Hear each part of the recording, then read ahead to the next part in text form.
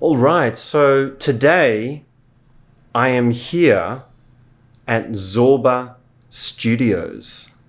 This is in Pune, India, and it was founded by an amazing artist who's been known by many names. Too many. Too many names. Of course, the reason she's been having so many names is because she's been evolving her styles. This is someone who is well aware of multi-dimensional perspectives, different ways of seeing things from multiple angles, infinity, the soul, and so many more things. I mean, what else can we say about your art? How would you describe it? I couldn't describe it. That's the first place I started drawing, so that there is no need to describe. But yeah, I try to capture the essence of how everything is always moving and spiraling, and everything is having a pattern and the perspective. So I call them cosmic altars. Yeah, it's very cosmic. I was just about to say that. When I look at your pieces, they're like cosmic flowers, cosmic dances, cosmic patterns. It's really quite amazing. Yeah, it's I think it has happened, rather I've allowed it, and rather than doing it.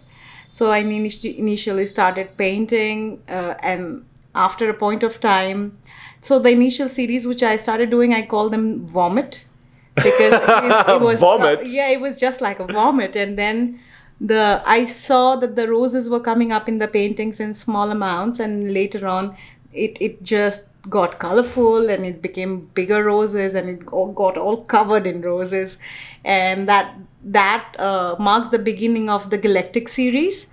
And I use it to just drop, like every art piece, you can treat it like an altar. You can just put it anywhere in your room, or even travel with it. And when our mind is wandering around, you can just use the art piece to center yourself. Like, just look at the art and observe your thoughts. So it's a cool meditation tool, because I don't like boring. It's a cool meditation tool to witness your thoughts, witness yourself, witness your own nature.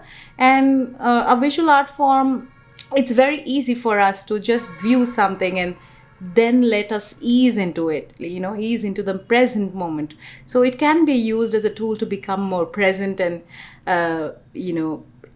understand your own nature and mind, and where it is wandering around. And then it will serve you like a map, and maybe it will take you inward. And the point here is that everything is drawn on black, because I feel only the void, we can get all the colors on it. And void supports colors and creativity like nothing else and nobody else. So yeah, that's I think that's the concept, with which the concept really have formed words later by viewing it. I think half the work is drawing, and half the work is viewing your drawings.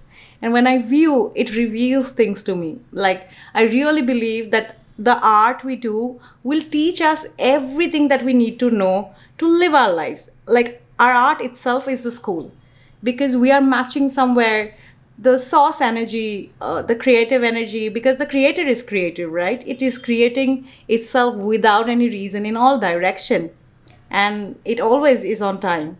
So it's like that for me. When there was nothing, it was a blank sheet of paper, and then something appeared, and using our hands. So it really gives me an essence of what the creator might, and it can be felt. It's not Yeah. an intellectual understanding. It is to be felt. And what about your own personal evolution? Because you've gone through your own transformation, right? I've known you as Shatabdi, and then Devi, and then Shunya, and you've also had your artist name Zorba, right? Yeah, And that's a part of your own personal expansion of who you are, and that's also connected with your art, right? So can you Of talk course. about like your personal evolution and your art evolution and how that's connected? So Shatabdi, I was named Shatabdi by my parents at birth, and it means a century, 100, okay? And right now I'm known as Shunya, so I think everything is circling down. So growing What up, does shunya mean? Shunya means zero. Zero. Or So the 100 concept, and 0. yeah, a concept of nothingness. Zero here in Vedic understanding, it means Shiva. It is everything, and yet it is nothing. So it's the void. So that's where, I've come to, the name has come. So yeah, I think growing up, it was very, very difficult for me to be into any system and feel any belonging anywhere. And that really pushed me inward to do something, and that gave me so much joy. Like being able to do some art gave me a lot of joy, and later on that became the starting point where I got interested in myself, because when nothing else worked. So I was, it is my tendency or nature, or it's in our nature that we don't create art when we are happy, and we are pushed to nothing or pushed to void, and we start creating art from there, and then we get to realize, okay, we can repeat it and create the pattern, and from there it is a unique journey. But yeah, we are pushed into void places to create, and it's an extremely medicinal process. And how I see it, it is our purpose to discover our art, because if you see everything around you, everything around you is extracted from Mother Earth and built upwards. So nothing that is there really which I can give to Earth. I can give only creativity to Earth. I can bring down my creative anything, a movement, a music, or my art. That is what I want to give to planet Earth. What else can I give? I've already taken so much out of Earth and built and created everything out of it. So I think that helps me center myself into experiences and create an internal compass at my heart where I can infinitely create. And it is really infinite. It's so physically I can experience infinite when I create art. So that's the beauty, and that's what is so fascinating, and that's, I think, is the drive. It's, you don't need motivation. You just allow your hands to do whatever it wants to do, and you witness what it's doing, and you'll get to learn everything, and nothing will be borrowed anymore. So that is really amazing for me, and in the process and in the continuous transformation that I see, yes, it had made me like, I have suffered depression over 2 decades clinically, and last 1 year, just by creating art pieces, I have never felt, it's not that I don't get depressed, but I'm okay being depressed. I don't get depressed about being depressed, It's like, okay, depression has come, okay, thank you for depression. And then the morning comes, and I feel the morning is I am so much more grateful for the morning light, because I experience the darkness of the night, and it's beautiful. I can dance, and in the stillness, in the movement, I know, okay, it's time to be still. And I have supportive tool of art to navigate through the reality I am, traveling. It's journeying, right? So I'm really fascinated by my journey till now, and I'm so excited about whatever has to come. And yet, it's getting more and more scary every day, that I'm losing all sense of being worried. I am getting tensed about never being tensed, and that's really I think that's very close to something invincibility would look like or feel like. Yeah, and it's powerful, and it's so compassionate. Like, you have to be really compassionate to be able to create.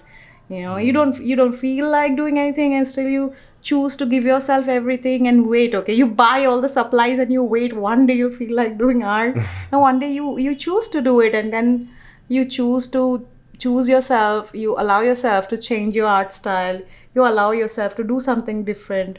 You allow yourself to be unique. You allow yourself not to compare, and to discover and explore your nature. And that's really, if we can do it for ourselves, we will maybe have one chance to do it for the world. And when I treat my sadness through my art, I think that's the best thing I've done for the betterment of the world as well, I think. Because if we're centered, whatever we create it will be created out of, our alliance to earth. We don't need another successful person, right?